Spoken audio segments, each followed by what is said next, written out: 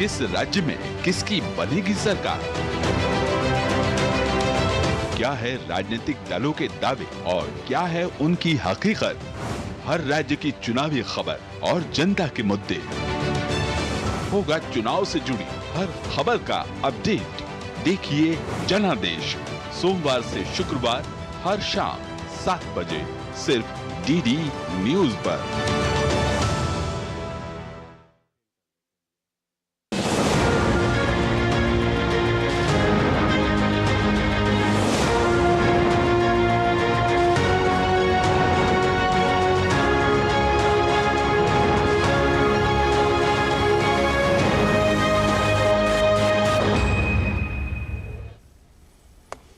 नमस्कार, जनादेश में आप सभी का बहुत बहुत स्वागत है। मैं हूं लाल चंद्र सिंह। जनादेश यानी 5 राज्यों में हो रहे विधानसभा चुनाव की स्पष्ट और बिल्कुल निष्पक्ष खबरें।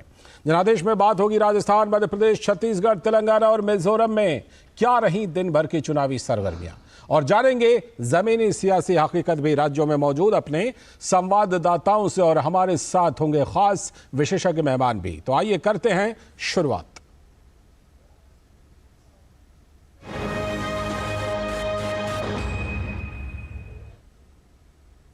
सबसे पहले बात राजस्थान की। भारतीय जनता पार्टी ने राजस्थान विधानसभा चुनाव के लिए 83 उम्मीदवारों के नामों की दूसरी सूची जारी कर दी। भाजपा ने पूर्व मुख्यमंत्री वसुंधरा राजे सिंधिया को झालरापाटन से, पूर्व भाजपा प्रदेश अध्यक्ष सतीश पुनिया को अंबेर से, तारानगर से राजेंद्र राठौड़ को और नागौर से ज्योति मिर्धा को उम्मीदवार बनाया है।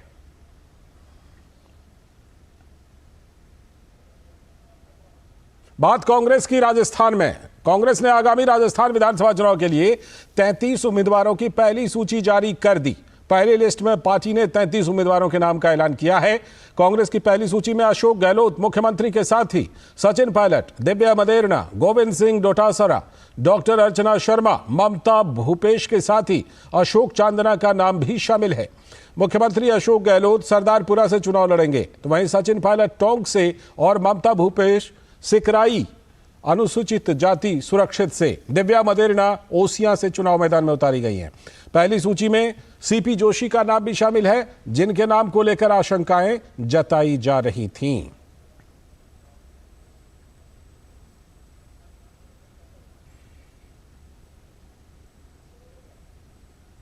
तो राजस्थान के रण पर चर्चा करने के लिए हमारे साथ हमारे वरिष्ठ सलाहकार संपादक अशोक श्रीवास्तव जयपुर से, और साथ में वरिष्ठ पत्रकार जगदीश उपासने हमारे साथ जुड़ चुके हैं हमारे दोनों के दोनों विश्लेषक। बहुत बहुत स्वागत जगदीश सर आपका इस जनादेश प्रोग्राम में। मैं शुरुआत अशोक जी आपसे करता हूं।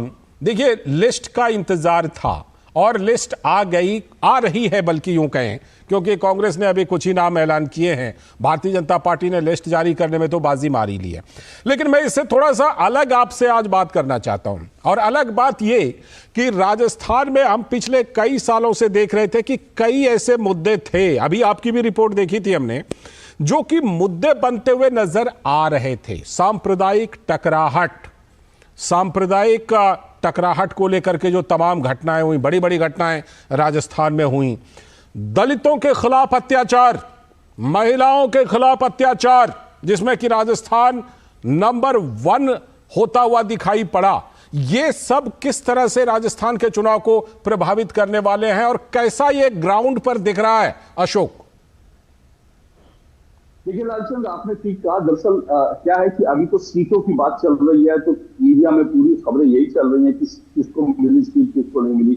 आज भी कांग्रेस ने जो अपनी एक लिस्ट निकाली, लेकिन एक लिस्ट निकालने के बाद कांग्रेस की जो दिल्ली से जो पर्यवेक्षक है नदीम अंसारी, उनके साथ कार्यकर्ताओं ने बदसलूकी की।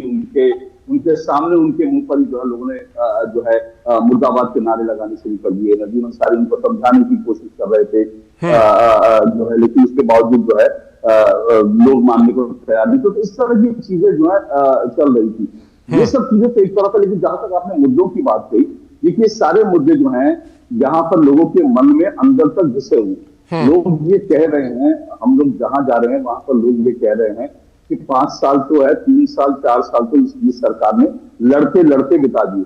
इंटरेस्टिंग बात है, कई जगह लोगों ने मुझे ये भी कहा कि अशोक गहलोत तो ठीक आदमी है, लेकिन कांग्रेस के अंदर जो झगड़ा चलता था, जो 30 साल चलती रही, उसके चलते यहाँ कुछ भी काम नहीं हो पाया। तो इस बार तो सरकार बदलेगी। आपने ठीक कहा, महिलाओं का यहाँ पर जो जिस तरह से महिलाओं के साथ बलात्कार की घटनाएं हुई, महिला अत्याचार में नंबर 1 है, दलित अत्याचार जहाँ पर सबसे ज्यादा हुए।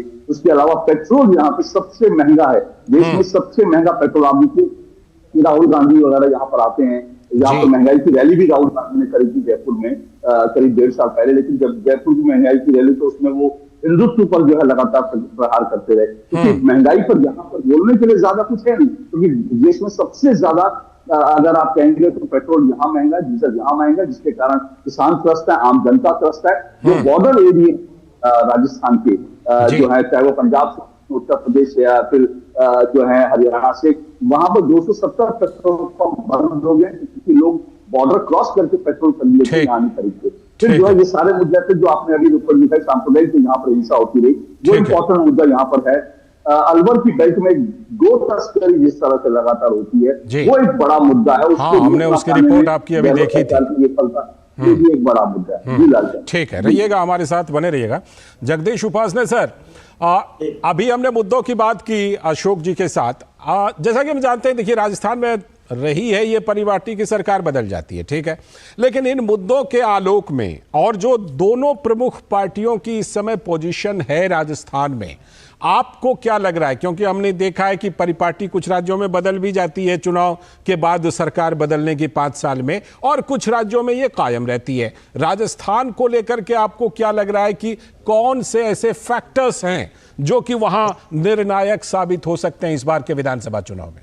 जैसा अशोक जी ने कहा कि जो खासतौर पे 4 साल बिना प्रशासन के शासन के गंवा दिए इस झगड़े में, राजस्थान में कुछ काम नहीं हुआ। अशोक गहलोत के साथ में दिक्कत यह है कि उनका जो भी कार्यकाल रहा है उसमें काम कम होते हैं, बातें ज्यादा होती हैं, झगड़े ज्यादा होते हैं। पिछले कार्यकाल वो हारे थे, वो इसीलिए हारे थे। फिर भाजपा में एक बड़ा बदलाव है, भाजपा ने किसी चेहरे को आगे करके और चुनाव, भाजपा उतरी नहीं है, वो सामूहिक नेतृत्व में चुनाव लड़ रही है। और जिस राजस्थान में जो एक बड़ा नेतृत्व की जो एक सेकंड और थर्ड लाइन है, वो डेवलप है, उसको उन्होंने आगे किया है।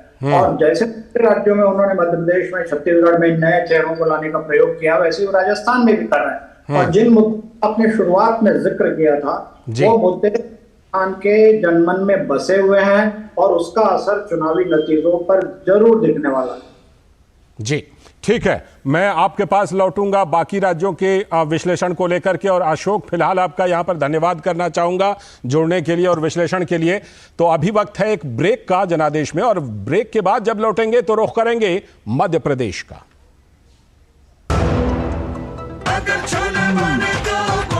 गोल्डी छोले मसाले, जहां जाए रिश्ते बनाए, जहां जाए रिश्ते बनाए, गोल्डी मसाले। मैं क्या जी, सब जानते हैं, जहां दिखे मारियो, अपना समझ के खा लियो।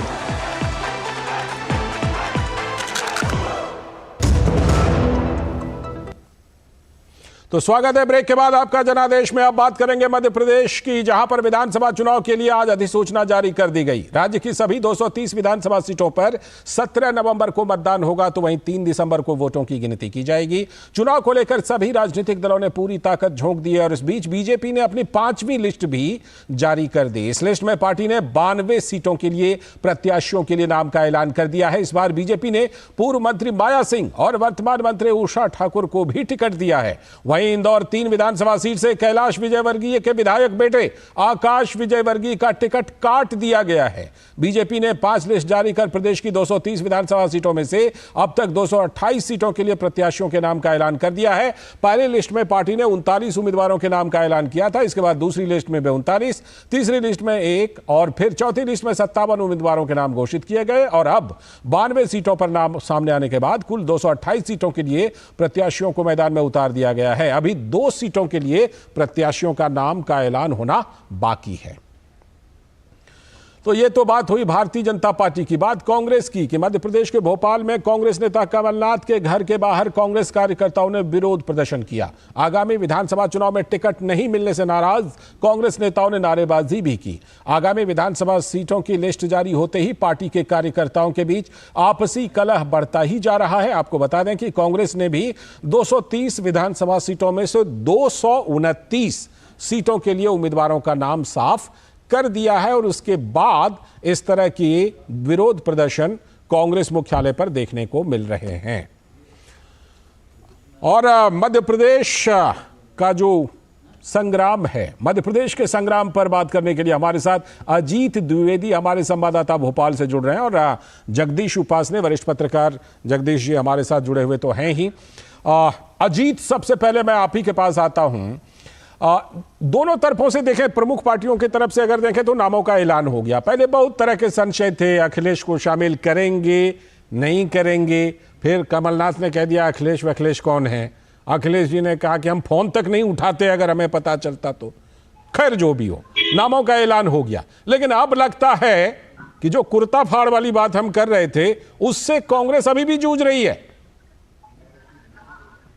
बिल्कुल, देखिए कांग्रेस अभी भी जूझ रही है और ये सिर्फ बड़े नेताओं तक सीमित नहीं है। मध्य प्रदेश में जो राजनीति है कांग्रेस की वो गुटों में बटी हुई है, सभी जानते हैं। और ये सूची भी जब जारी हुई तो तमाम जो नेता है, छत्रप है, जो कमलनाथ है, दिग्विजय सिंह है, अरुण यादव है, सुरेश पचौरी है, राहुल सिंह अजय भैया है, तो ये लोग कोशिश कर रहे थे कि ज्यादा लोगों को अपने जो लिस्ट आने वाली कांग्रेस की उसमें एडजस्ट किया जाए। और जब नाम नहीं आया तो कहीं ना कहीं अंदर खाने से ये नेता ही प्रवोक कर रहे हैं अपने जो क्षेत्रीय लोगों को कि वो जाकर विरोध प्रदर्शन करें। और उसका असर देखिए देखने को मिल रहा है कि मध्य प्रदेश में पिछले कई दिनों से जो है जबरदस्त जो है विरोध प्रदर्शन चल रहा है। जब से पूरी सूची जारी हुई है उसके बाद से करीब 30 से ज्यादा ऐसी सीटें हैं जहां पर बहुत ज्यादा विरोध प्रदर्शन जो है कार्यकर्ता खुद कर रहे हैं। और ये यहाँ पर देखिए एक अनूठा तरीका अपनाया। कमलनाथ के बंगले के बाहर जो कांग्रेस के कार्यकर्ता थे, जो नेता थे, उन्होंने वहां पंगत लगाई और वहां पर उन्होंने बुश का आयोजन किया विरोध दिखाने के लिए। साथ ही कई जगहों पर तो कपड़े फाड़ने की स्थिति आ गई, वहां पर जो नेता था उसको समझाना पड़ा। उसके बाद भी कपड़ा फाड़ जो राजनीति है वो ऊपर से लेकर नीचे तक साफ तौर पर दिखाई दे रही है मध्य प्रदेश में। और ये देखिए एक बड़ा जो गुटबाजी जो है वो खुल के सामने आ गई है। और जिससे दो बड़े नाम है मध्य प्रदेश के, जो बड़े नेता है कांग्रेस के, कमलनाथ और दिग्विजय सिंह, ये दोनों निशाने पर है। और आम जो कार्यकर्ता कहीं ना कहीं अपने आपको ठगा हुआ कांग्रेस का महसूस कर रहा है, जो जिस तरीके से तमाम क्षेत्रीय स्तर पर नेता तैयारी कर रहे थे सालों से, उन्हें उम्मीद थी कि उनके काम को देखकर या उनका जो इलाके में जो उन्होंने पहचान बनाई है उसको देखकर उनको टिकट मिलेगा। लेकिन टिकट नहीं मिलने के बाद बहुत ज्यादा विरोध प्रदर्शन जो है मध्य प्रदेश में कांग्रेस में शुरू हो गया है। एक बड़ी बात है, दीपक जोशी जो कि पूर्व मंत्री रहे मध्य प्रदेश में और बीजेपी से कांग्रेस में आए हैं और उनको कांग्रेस ने टिकट भी दिया है। वो जब अपने क्षेत्र में गए तो वहां पर कांग्रेस के कार्यकर्ताओं ने उनकी गाड़ी पे पथराव किया, उनकी गाड़ी के कांच तोड़ दिए और उनको वहां से काले झंडे दिखाए।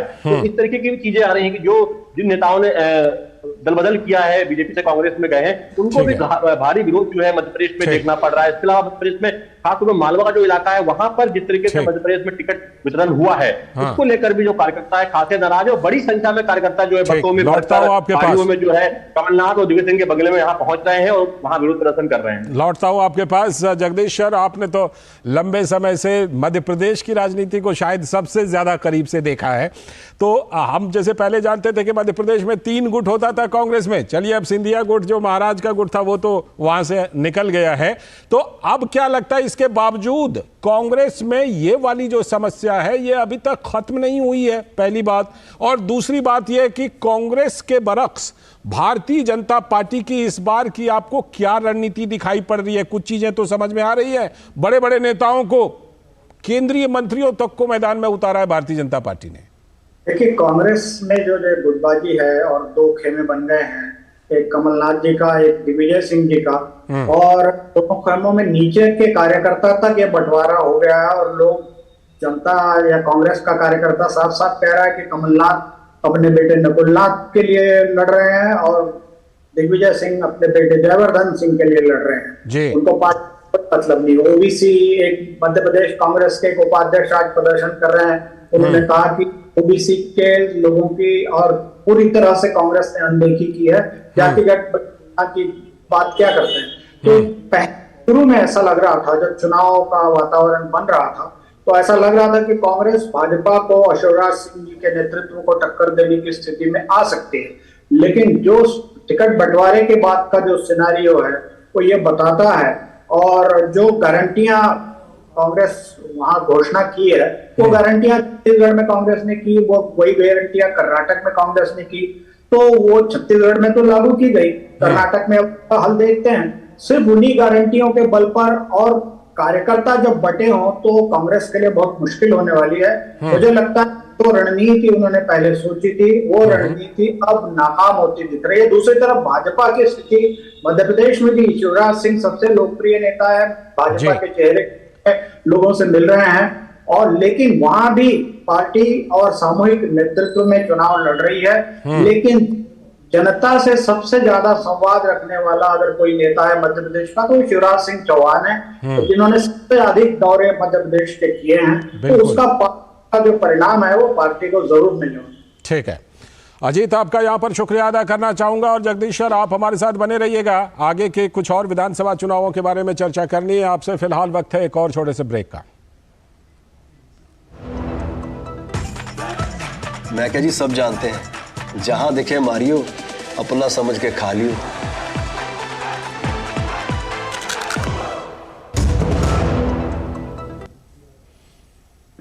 तो स्वागत है ब्रेक के बाद डीडी न्यूज पर। आप देख रहे हैं 5 राज्यों का जनादेश कार्यक्रम, और इसमें अब बात करते हैं छत्तीसगढ़ की, जहां विधानसभा चुनाव के दूसरे चरण की 70 सीटों के लिए अधिसूचना आज जारी कर दी गई। इस चरण के लिए 30 अक्टूबर तक नामांकन दाखिल किए जा सकते हैं। दूसरे चरण की इन 70 सीटों के लिए 17 नवंबर को मतदान होना है। तो वहीं पहले चरण की 20 सीटों पर नामांकन पत्र भरने का काम कल समाप्त हो गया। पहले चरण के लिए कुल 294 उम्मीदवारों ने पर्चे दाखिल किए हैं। इन नामांकन पत्रों की आज जांच की जा रही है। पहले चरण के लिए उम्मीदवार 23 अक्टूबर तक अपना नाम वापस ले सकते हैं।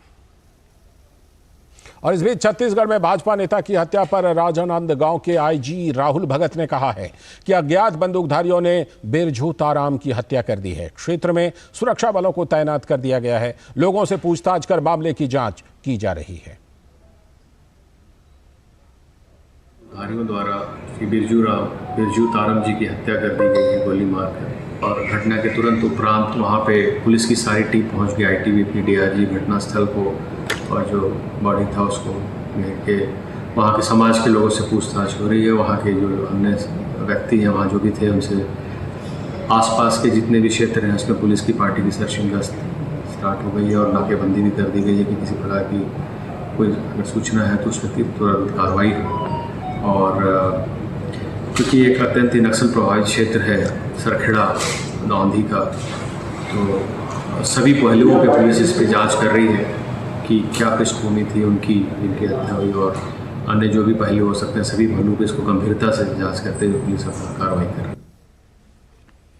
और छत्तीसगढ़ में भाजपा नेता की हत्या पर पूर्व मुख्यमंत्री रमन सिंह ने कहा कि चुनाव के शुरू होने के साथ ही राज्य की स्थिति पश्चिम बंगाल की तरह हो गई है। इस घटना के लिए रमन सिंह ने राज्य सरकार और स्थानीय प्रशासन को दोषी ठहराया।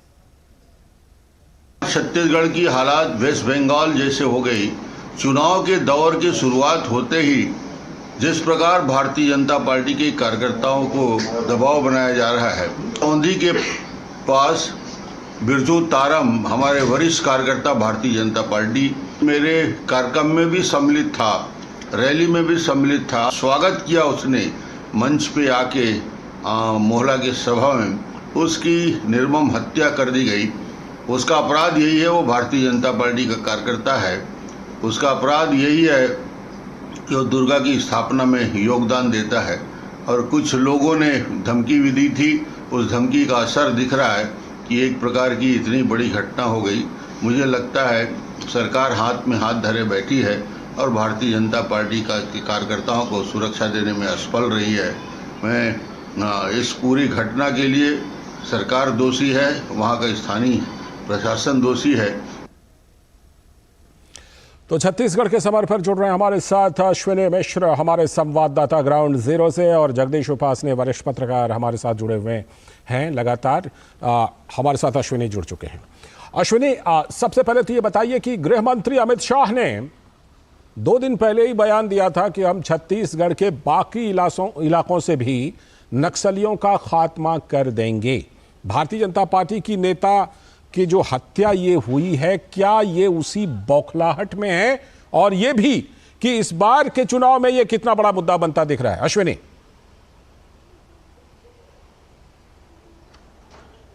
जी लालचंद, अगर देखें तो ये निश्चित तौर से यहाँ जो नक्सल प्रभावित इलाके हैं वहाँ पर हिंसा में काफ़ी कमी आई। 50-52% से ज़्यादा हिंसा में कमी आई और केंद्र सरकार के प्रयास लगातार रहे कि सेंट्रल रिजर्व फोर्सेज के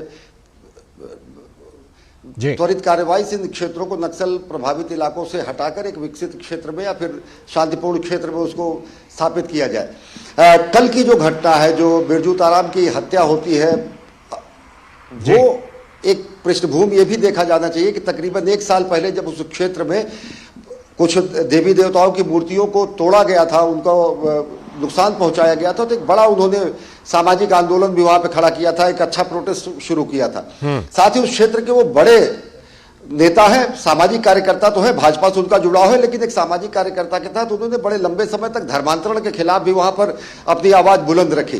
तो इसमें निश्चित तौर से ये नक्सलियों के हाथ का भी अंदेशा जताया जा रहा है, एक धार्मिक एंगल भी होने का भी अंदेशा जताया जा रहा है। बीजेपी के नेता इसे स्थानीय प्रशासन का साफ तरीके से बता रहे हैं कि कमी है, जो निश्चित तौर से ये स्पष्ट तरीके से झलकती है कि चुनाव शुरू होने के पहले चरण के मतदान अभी नहीं होने हैं, केवल पहले चरण के नामांकन की प्रक्रिया जिस दिन खत्म होती है उस दिन से हिंसा शुरू हो जाती है। ये प्रशासनिक कार्यशैली पर सवालिया निशान तो खड़ा करता ही है। निश्चित तौर से पहले चरण में उन्हीं क्षेत्रों में मतदान होना है, बस्तर और दुर्ग संभाग की 20 सीटों पर। इन 20 सीटों में सबसे ज्यादा जो क्षेत्र प्रभावित है वो नक्सल प्रभावित क्षेत्र है। तो प्रशासन के लिए, चुनाव आयोग के लिए, यहाँ के स्थानीय नेताओं के लिए ये सबसे बड़ी चुनौती होगी कि शांतिपूर्ण निष्पक्ष तरीके से लोग हिस्सा लें और ज्यादा से ज्यादा मतदान करें। अब जो ये सिलसिला शुरू हुआ है, माफ करें ये सिलसिला नहीं कहा जा सकता, लेकिन बस इस पर ही विराम लगाए, ये चुनौती स्थानीय प्रशासन के लिए जरूरी होगी और सबसे ज्यादा जरूरी होगा इस बस्तर संभाग में और दुर्ग संभाग में लोगों का घरों से निकलना और अपने मताधिकार का प्रयोग करना। ठीक है, लौटता हूं आपके पास जगदीश सर। कानून व्यवस्था और खास तौर पर जो नक्सल प्रभावित इलाके कुछ हैं, उसमें ये कितना बड़ा मुद्दा छत्तीसगढ़ में बनता हुआ आपको दिख रहा है? और ये भी बताइए कि इस बार छत्तीसगढ़ के चुनाव में कौन से मुद्दे आपको ज्यादा हावी होते हुए दिखाई पड़ रहे हैं? ये जो हत्या है ये नया जिला बना है और उस नेता का नाम अभी कुछ दिन पहले ही पुलिस ने नक्सलियों के एक कैंप पर और रेड की थी, जिसमें उस नक्सलियों के पास से उस लिस्ट मिली जिनको करना था, उसमें इस नेता का भी नाम था। सामाजिक कार्य तो थे ही, लेकिन नक्सलियों का भी, माओवादियों का भी अपने क्षेत्र में उन्होंने तगड़ा विरोध किया था। और जैसा संवाददाता ने बताया कि मूर्तियां तोड़ी, वो किसने तोड़ी ये नहीं मालूम, लेकिन मुझे लगता है कि जो लोग निशाने पर थे और जब पुलिस को पता था कि नक्सलियों मिली सूची में उनका नाम है, तो ऐसे लोगों को सुरक्षा दी जानी चाहिए। जब बस्तर संभाग की सीटों पर चुनाव होगा पहले फेज में, और 20 सीटों में से 12 सीटें तो बस्तर जिले की हैं, और बीजापुर जो जिसमें सबसे ज्यादा भाजपा नेताओं की हत्या हुई, वहां सिटिंग एमएलए तक की हत्या हुई। तो ये ऐसे क्षेत्र हैं जिनमें सुरक्षा देने की और खासतौर पे जो लोग निशाने पर हैं माओवादियों, उनको बचाने की प्रशासन की बहुत बड़ी जिम्मेदारी बनती है। छत्तीसगढ़ में बहुत शांति प्रिय राज्य है और छत्तीसगढ़ पुलिस ने जब जब ऐसी कोई घटनाएं हुई हो, चाहे कवर्धा में झंडा लहराने पर हो या बाद में बीरगांव में दंगे को छोटा सा कहासुनी को लेकर हो और अभी हाल में, तो मैं समझता हूँ कि उन्होंने कार्रवाइयां तो की हैं, लेकिन कार्रवाइयों का जो मतलब जनता के मनोबल पर जो असर होना चाहिए वो अपेक्षित असर नहीं है। तो इसके सरकार को उसका परिणाम भुगतना पड़ता है। छत्तीसगढ़ में वैसे उस तरह के माओवादी क्षेत्र को अगर आप छोड़ दें तो कुल मिलाकर शांति का मामला है, शांति का माहौल है, लेकिन एक दो घटनाओं ने इसका माहौल खराब किया है। अभी हाल में जिस दंगे में और एक युवक, निर्दोष युवक जिसका कोई लेना देना नहीं था उस झगड़े से, वो मारा गया, उसके पिता को भाजपा ने टिकट दी है, उसके खिलाफ एक बड़े मंत्री हैं। तो ये बताता है कि जब ऐसी घटनाएं होती हैं तो पार्टियों को उसका लाभ मिलता है। भाजपा ने देर से ही सही, लेकिन अपने संगठन को वहां दुरुस्त किया है, सक्रिय किया है बड़े नेताओं, और एक ये खासतौर पर प्रधानमंत्री मोदी और गृह मंत्री अमित शाह ने, प्रधानमंत्री के 2 दौरे हो चुके हैं और स्टार प्रचारकों की लिस्ट में सबसे ऊपर नाम है उनका। अमित शाह 3 दौरा कर चुके हैं बस्तर में, खासतौर पर और बस्तर और सरगुजा संभाग, ये दोनों जहां पर अनुसूचित जाति जनजाति की ज्यादा सीटें हैं जो कभी भाजपा के कब्जे में रहती थी, उन पर फोकस कर रखा है। मतांतरण बड़ा मुद्दा वहां है और वो अंदर ही अंदर लग रहा है। मुझे लगता है भाजपा इसीलिए इन सारी दोनों जिलों पर फोकस कर रही है और गरीब क्षेत्रों में के पॉकेट्स हैं उस पर तो लगे ही हुए हैं, लेकिन सक्रियता है भाजपा की और भाजपा आज चुनौती देने की स्थिति में आ गई। बिल्कुल अश्विनी, जो बात जगदीश सर बोल रहे हैं, पिछली बार कांग्रेस ने बड़ी बम्पर जीत दर्ज की थी छत्तीसगढ़ में, लेकिन जगदीश सर कह रहे हैं कि देर से ही सही, लेकिन भारतीय जनता पार्टी ने अपने आप को कंसोलिडेट किया है। कितनी बड़ी चुनौती वहां पर दोनों पार्टियों के बीच, कैसी चुनावी जंग आप देख पा रहे हैं ग्राउंड जीरो पर?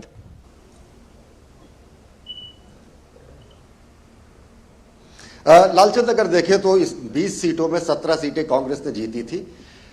बीजेपी को यहां पर खोने के लिए कुछ नहीं है। चुनाव परिणामों में उनको जो भी होगा उनसे ज्यादा हासिल करने की उनकी स्थिति है जी। पिछली बार अगर देखें तो जो यहां पर कांग्रेस छत्तीसगढ़ जो जोगी गुट था उसने अपने प्रत्याशियों को खड़ा किया था, वो भी बसपा के साथ गठबंधन करके। इस बार जो है आदिवासी सर्व समाज पार्टी एक नई उभरी हुई है जो कि आदिवासियों में पैठ उसकी होती है। आम आदमी पार्टी ने भी कुछ सीटों पर यहां पर अपने उम्मीदवार उतारे हैं।